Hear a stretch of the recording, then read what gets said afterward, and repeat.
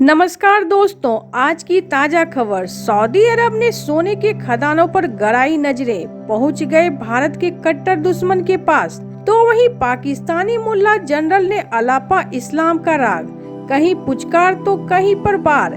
जहां एक तरफ ये सब कुछ चल रहा है तो वहीं दूसरी तरफ ईरान ने इजराइल को पीछे छोड़ा, कर दी परमाणु साइटों पर तैनात। जियोपॉलिटिक्स में बहुत कुछ चल रहा है, जानने को मिलेगा बहुत कुछ। आइए जानते हैं इन खबरों को विस्तार से। ईरान ने पहली बार लेजर डिफेंस सिस्टम का अनावरण किया है।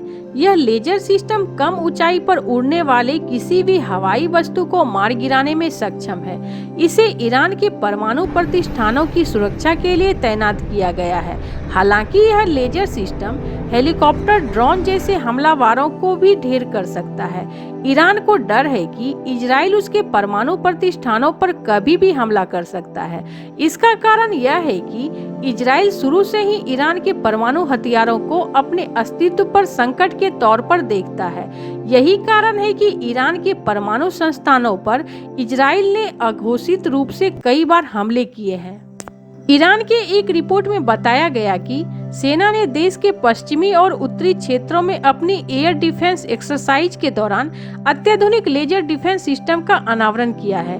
रविवार को जब ईरानी सेना फोर्ड यूरेनियम संवर्धक फैसिलिटी के पास सैन्य अभ्यास कर रही, तब सेराज नामक उपकरण को बाहर निकाला गया। सेना ने इस सिस्टम को साइड के एयर डिफेंस के लिए जरूरी उपकरणों में से एक बताया। ईरान के डिफेंस एक्सपर्ट ने लेजर डिफेंस सिस्टम की जमकर तारीफ की है और इसे इजराइल के लेजर ड्रोन को जितना शक्तिशाली करार दिया है। ईरानी सेना ने एयर डिफेंस एक्सरसाइज के दौरान नकली दुश्मनों के खिलाफ विभिन्न रिकॉन्सेंस, इंटरसेप्शन अटैक और डिस्ट्रक्शन जैसे मशीनों को संचालित किया। इस दौरान ईरानी सेना ने कई तरह के एयर डिफेंस सिस्टमों का इस्तेमाल भी किया। ईरानी सेना ने अपने रक्षा के अधिकार के तहत रणनीतिक और संवेदनशील जगहों की रक्षा के लिए सरफेस टू एयर मिसाइलों का इस्तेमाल किया और दुश्मन के हवाई जहाजों पर हमले का अभ्यास किया। तथा उन्होंने यह नहीं बताया कि युद्धाभ्यास के दौरान कौन कौन से एयर डिफेंस सिस्टम को तैनात किया गया था।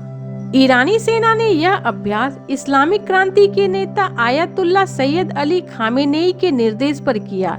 इस अभ्यास में ईरान के elite Islamic revolutionary guard corps के अधिकारी भी शामिल थे। इस दौरान सेना के जवानों ने ईरानी राष्ट्र के दुश्मनों द्वारा उत्पन्न खतरे के सामने देश की संप्रभुता और क्षेत्रीय अखंडता की रक्षा करने की शपथ ली। ईरान को डर है कि इजराइल और अमेरिका उसके देश पर हमला कर सकते हैं और देश के हितों को गंभीर नुकसान पहुंचा सकते हैं। तो वहीं इजराइल का एल्बिट हर्मिस 900 ड्रोन टेस्टिंग के दौरान गुजरात के पोरबंदर तट के करीब क्रैश हो गया। इस ड्रोन का परीक्षण भारतीय नौसेना कर रही थी। हर्मिस 900 को भारत में दृष्टि दर्ज के नाम से भी जाना जाता है। एल्बिट हर्मिस 900 को इजराइल से लाइसेंस के तहत अडानी डिफेंस भारत में असेंबल करती है। भारतीय नौसेना पिछले कई महीनों से हर्मिस 900 ड्रोन को ऑपरेट कर रही है, जबकि सेना ने इसका ऑर्डर दिया हुआ है।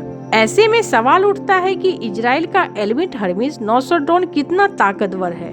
हर्मिस 900 ड्रोन 30 घंटे से अधिक समय तक हवा में रहने में सक्षम है। आमतौर पर इस ड्रोन का इस्तेमाल टोही मिशनों के साथ साथ हवाई बमबारी सहित विभिन्न सैन्य अभियानों के लिए उपयोग किया जाता है।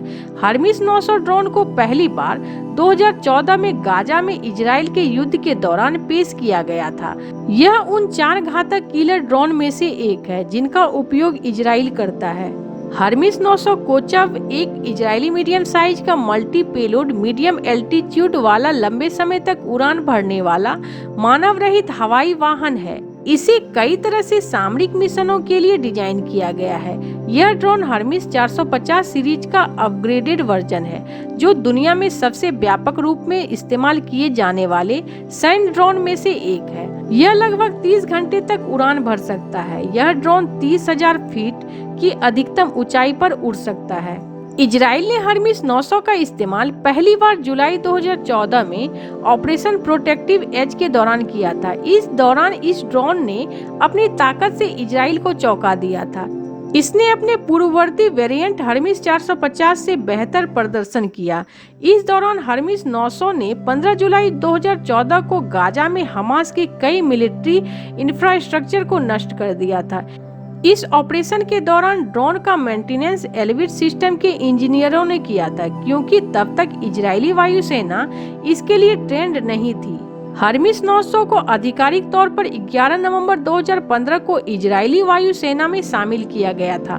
6 अप्रैल 2024 को इजराइल हमास युद्ध के दौरान सीमा तैनात के बीच हिजबुल्लाह ने लेबनान के दक्षिण में सतह से हवा में मार करने वाली मिसाइल से हर्मिस 900 को मार गिराया था। इसके बाद हिजबुल्लाह ने 1 जून 2024 को एक और हर्मिस 900 ड्रोन को मार गिराने का दावा किया था। तो वहीं दूसरी तरफ पाकिस्तान की सेना प्रमुख जनरल असीम मुनीर ने कहा है कि पाकिस्तान और अफगानिस्तान के बीच विवाद प्रतिबंधित आतंकवादी संगठन तहरीक-ए-तालिबान पाकिस्तान की उसके क्षेत्र में मौजूदगी और सीमा पार करने को लेकर है। जनरल मुनीर को मुल्ला जनरल भी कहा जाता है। एक रिपोर्ट में बताया गया है कि सेना प्रमुख ने सोमवार को पेशावर में खैबर पख्तूनख्वा के नेताओं के साथ बैठक के दौरान यह बात कही। उन्होंने कहा कि देश के राजनीतिक नेतृत्व ने सेना अधिकारियों से पाकिस्तान की आंतरिक सुरक्षा समस्याओं के समाधान के लिए अफगानिस्तान के साथ बातचीत करने को कहा है। पाकिस्तान और अफगानिस्तान के बीच सीमा पर लगातार झड़पों के कारण रिश्ते तनावपूर्ण हो गए हैं। पाकिस्तान लगातार अफगानिस्तान से मांग करता रहा है कि वह टीटीपी के खिलाफ कार्रवाई करे, क्योंकि वह अफगानिस्तान की धरती का इस्तेमाल पाकिस्तान में हमले करने के लिए कर रहा है। अफगानिस्तान ने इन आरोपों से इनकार किया है। पिछले महीने झड़पों के दौरान अफगानिस्तान के कम से कम 8 लोग मारे गए और 13 लोग घायल हो गए। अफगानिस्तान के पूर्वी पंक्ति का प्रांत के कथित टीटीपी शिविरों पर पाकिस्तानी लड़ाकू विमानों द्वारा बमबारी किए जाने के बाद से दोनों पक्षों के बीच गोलीबारी हुई। इस झड़प में फ्रंटियर कोर का एक सैनिक मारा गया, जबकि 11 अन्य घायल हो गए। यह झड़प अफगानिस्तान की ओर से आतंकवादियों द्वारा पाकिस्तान में घुसपैठ करने की नाकाम कोशिश के बाद शुरू हुई थी। डॉन की खबर के अनुसार नेताओं के साथ बातचीत में इस मुद्दे पर सेना प्रमुख ने कहा कि अफगानिस्तान एक भाईचारा वाला पड़ोसी इस्लामी देश है, जिसके साथ पाकिस्तान हमेशा बेहतर संबंध चाहता है। सेना प्रमुख ने कहा, अफगानिस्तान के साथ एकमात्र मतभेद वहां फितना अल ख्वारिज की मौजूदगी है और सीमा पार से पाकिस्तान में आतंकवाद का प्रसार है। जुलाई में सरकार ने एक आधिकारिक अधिसूचना में टीटीपी को फितना अल ख्वारिज नाम दिया था, जबकि सभी संस्थाओं को पाकिस्तान पर आतंकवादी हमले के अपराधियों को उल्लेख करते हुए खारिजी शब्द का इस्तेमाल करने का आदेश दिया। जनरल मुनीर ने कहा कि यदि सभी लोग मिलकर काम करें और सहयोग करें तो स्थिति सुधर जाएगी। उन्होंने यह भी कहा कि राष्ट्रीय कार्य योजना पर सभी पक्षों की सहमति उत्साहजनक है, लेकिन इस पर तेजी से काम करना होगा। जहां एक तरफ ये सब कुछ चल रहा है तो वहीं दूसरी तरफ सोने के 800 अरब रुपए के भंडार को लेकर चर्चा में चल रहे पाकिस्तान में एक और सोने के भंडार को लेकर चर्चा तेज हो गई है। पाकिस्तान और सऊदी अरब के बीच अशांत बलूचिस्तान प्रांत में स्थित रेके डिग खान को लेकर बातचीत काफी आगे बढ़ गई है। रेके डिग को दुनिया के सबसे बड़े अविकसित कॉपर और सोने के भंडार के लिए जाना जाता है। इस विशाल खान में इतना ज्यादा भंडार है कि अगले 50 साल तक हर वर्ष 2 लाख टन कॉपर और 2.5 लाख औंस सोना निकाला जा सकता है।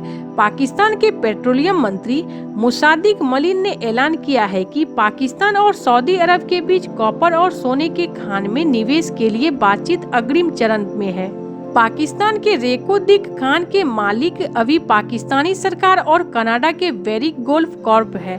पिछले साल ही सऊदी अरब ने पाकिस्तान को ऑफर दिया था कि वह इस प्रोजेक्ट में 15% हिस्सा खरीदना चाहता है। रियाद में मंगलवार को एक कार्यक्रम में पाकिस्तानी मंत्री ने खुलासा किया है कि दोनों देशों के बीच बातचीत में काफी प्रगति हुई है। उन्होंने कहा कि वैल्यूएशन और फ्रेमवर्क बनकर तैयार हो गया है। उन्होंने इस सौदे की और ज्यादा जानकारी देने से मना कर दिया।